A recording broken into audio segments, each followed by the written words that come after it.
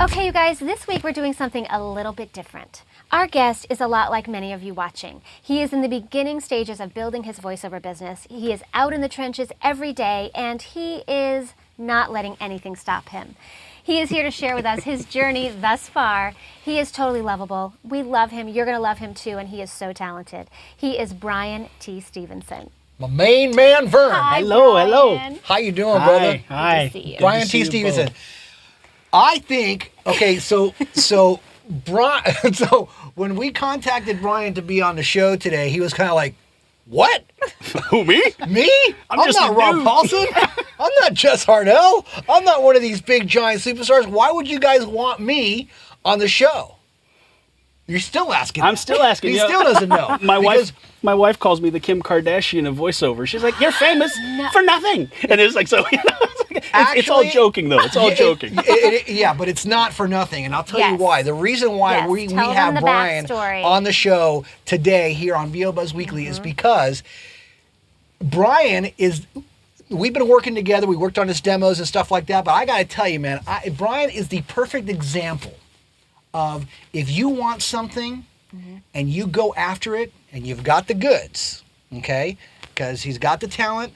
He didn't chinks out on getting some demo made from like some dude in the mall or whatever. I mean, he went pro and he made it happen. Yeah. And it took him a while. He went through some stuff to we're gonna get get there. there. We're gonna get there. Yeah. But man, he's rocking it. It's going well. It's going well. 2013 And we're so proud of is you, my man. year. There's a lot of We people are. out there that are going to They're be able to gonna hear relate your with that. Absolutely.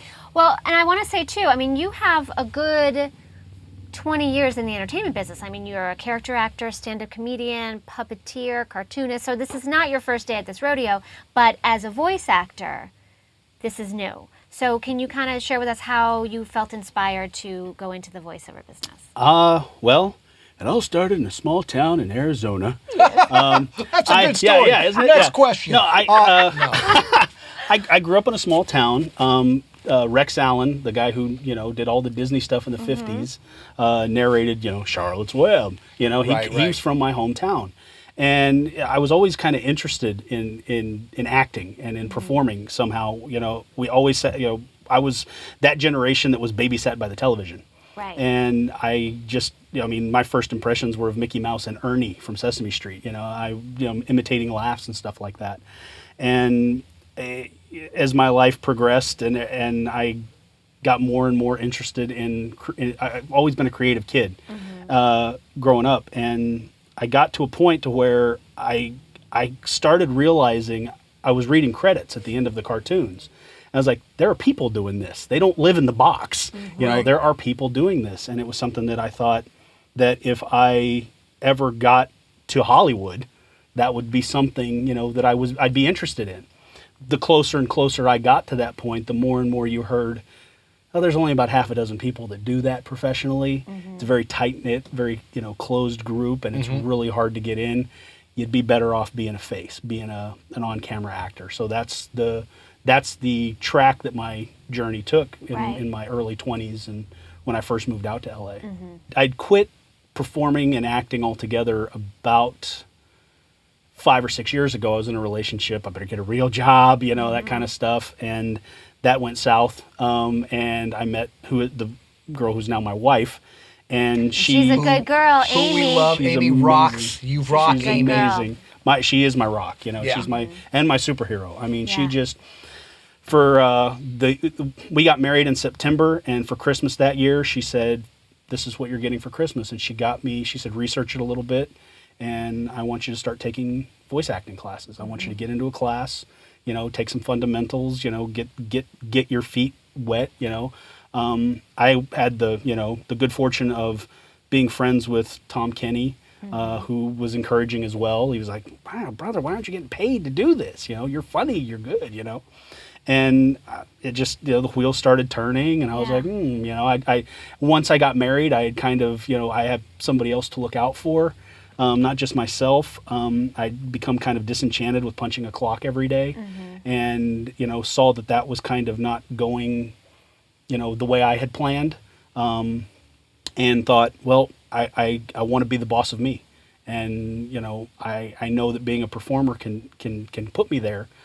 I just have to stick with it, and I have to Yeah. I have to never give up, and I have to really, if I'm going to do it and I'm going to pull the trigger, it's got to be completely all in. Yeah. And Yeah. and that's Well, and having that support system though is Yeah, oh, yeah.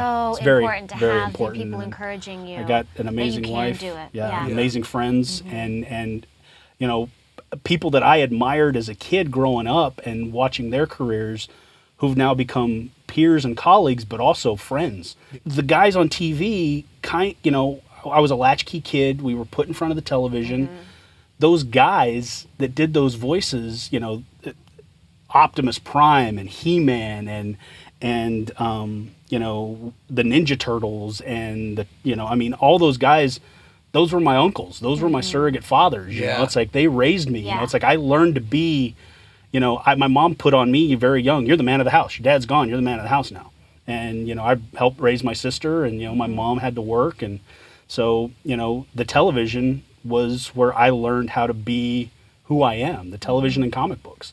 And, my idols and the people I admired were all of these heroes, and they were just voiced by regular dudes. Yeah. Yeah. And those, Well, it's great. Now you're getting to have your childhood. yeah. And, and that's the thing is Again. I'm still, it's like I am a perpetual 9-year-old, it's like I design toys and I collect action figures and, Right, and right. comic books still. And You do, and we're definitely going to Yeah. get into that. I want everybody to see your ring. my ring. Look at that.